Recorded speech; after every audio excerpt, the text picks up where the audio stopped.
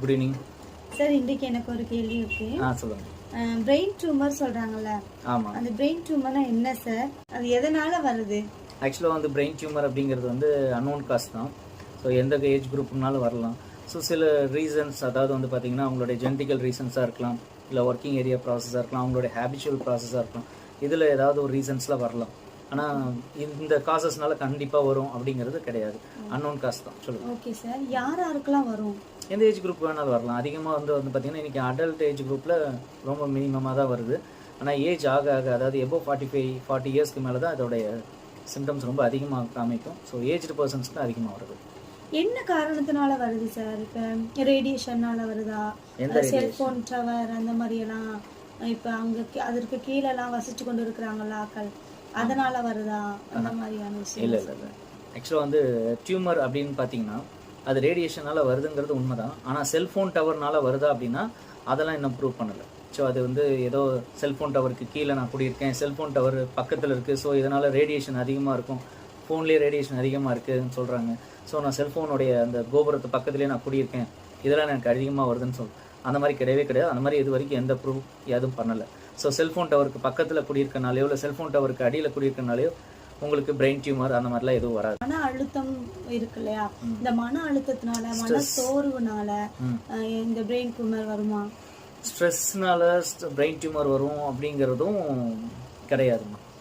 அந்த மாதிரியும் brain tumour வராது. ஸோ நான் ஆல்ரெடி சொல்லிட்டேன், செல்ஃபோன் சிக்னல்ஸ்னால பிரெயின் டியூமர் உங்களுக்கு வராது. ஸோ செல்ஃபோன் ரேடியேஷனால் பிரெயின் டியூமர்ஸ் வராது. ஸோ அதே மாதிரி மன அழுத்தத்தினாலே உங்களுக்கு பிரெயின் டியூமர்ஸ் வராது. அப்படி அதுகளால வரலனா குடிபோதை இந்த மாதிரி பழக்கங்கள், ட்ரிங்க்ஸ் பண்றாங்க, சிகரெட் ஸ்மோக் பண்றாங்க, ஸ்மோக்கிங்னால பிரெயின் டியூமர் வரதுக்கு பாசிபிலிட்டிஸ் அதிகமாக இருக்கு. அதே மாதிரி ட்ரிங்கிங் அதிகமாக எடுத்துக்கிறவங்களுக்கும் பிரெயின் டியூமர் வரதுக்கு உண்டான பாசிபிலிட்டிஸ் நிறைய இருக்கு. சரிங்க சார். இப்போ இதுக்கு எப்படி வலிக்குமா? இதனுடைய அறிகுறிகள் தான் என்ன? பிரெயின் டியூமருக்கு உங்களுக்கு பெயின் இருக்கும், அதாவது ஹெட்ஏக் சொல்லுவாங்க. ஹெட்ஏக் உங்களுக்கு இருக்கும். ஸோ மார்னிங் ஹெட்ஏக் இருக்கும். எவ்ரி மார்னிங் வேக்கப் ஆகும் போதே பயங்கரமான ஒரு தலைவலியோடு எந்திரிப்பாங்க. அதுக்கு இவங்களே பேர் வச்சுருவாங்க, எனக்கு மைக்ரேன் இருக்கும்பாங்க. ஸோ அது எவ்வளோ நாளைக்கு மைக்ரேன் சொல்ல முடியும்? ஸோ ப்ராப்பராக அது வந்து செக் பண்ணி ஆகணும். ஸோ ஏர்லி மார்னிங் எந்திரிக்கும் போதே அவங்களுக்கு ஹெட்ஏக் இருந்துச்சுன்னா மேபி அவங்களுக்கு ஒரு அலாரம் சிம்டம் மாதிரி பிரெயினில் ஏதோ ப்ராப்ளம் இருக்குது, சம்திங் ஏதோ ஒரு மாஸ் இருக்குது அப்படிங்கிறது ஒரு அர்த்தம். Okay sir. இப்போ செக் பண்ணணும் சொன்னீங்க, எந்த மாதிரியான டெஸ்ட் எல்லாம் எடுக்கணும்? டியூமரில் 2 டைப் இருக்குப்பா. ஒன்று வந்து பினைன், இன்னொன்று வந்து மெலிக்னன்ட். ஓகேங்களா? பினைன் வந்து நான் கேன்சரஸ், மெலிக்னன்ட் வந்து கேன்சரஸ். ஸோ பினைன் வந்து பெருசாக பாதிப்பு இல்லை, மெலிக்னன்ட் வந்து பாதிப்பு இருக்குது. பினைன் ஸ்ப்ரெட் ஆகாது, மெலிக்னன்ட் ஸ்ப்ரெட் ஆகும், அவ்வளோதான் வித்தியாசம். ஸோ இந்த க்ரோத் எப்போ எனக்கு தெரியும் அப்படின்னு பார்த்தீங்கன்னா, ரொம்ப சைஸ் சின்னதாக ஸ்டார்ட் ஆகும் போதே ஹெட்ஏக் ஸ்டார்ட் ஆகிடும். ஸோ சிவியர் ஹெட்ஏக் மார்னிங்கில் கண்டிப்பாக இருக்கும். ஸோ கிடினஸ் சம்டைம்ஸ் இருக்கும். உங்களுக்கு இதுதான் 2 அறிகுறிகள். அப்புறம் உங்களுடைய விஷன் பாதிக்கப்படும், பிளண்டராக தெரியும். ஸோ டல் விஷன் இருக்கும். அதே மாதிரி ஈவினிங் டைமில் பார்த்தீங்கன்னா விஷன் வந்து டிம்னஸ் இருக்கும். ஸோ இதெல்லாம் வந்து உங்களுக்கு சின்ன சின்ன அறிகுறிகள் தென்படும். ஸோ நீங்கள் ஐ டெஸ்ட் பார்ப்பீங்க, அவங்க சிடி பார்க்க சொல்லுவாங்க, சிடியில் உங்களுக்கு தெரிய ஆரம்பிக்கும். எம்ஆர்ஐ இதில் கண்டுபிடிக்கலாம். Okay sir. இப்போ 2 வகையான பிரெயின் டியூமர் சொன்னீங்க, இதில் எதை குணப்படுத்த முடியும், எதை குணப்படுத்த முடியாதா? பினைன் டியூமர் உங்களுக்கு வந்து ட்ரீட்டபிள் தான். ஸோ நான் கியூரபிள் பிரெயின் டியூமர்னு வந்து பார்த்தீங்கன்னா அது வந்து மெலிக்னன்ட் வெரைட்டியில் தான் வரும். ஸோ அதுவே மெலிக்னன்ட்டில் மியூட்டேஷன்ஸ் ஆச்சு அப்படின்னா அதை குணப்படுத்துறது ரொம்ப கஷ்டம். ஸோ அது எம்ஆர்ஐ ஸ்கேன், சிடியில் கண்டுபிடிச்சிடலாம். தென் பயாப்சி எடுத்து பார்க்கும்போது உங்களுக்கு அது தெரிய வரும்.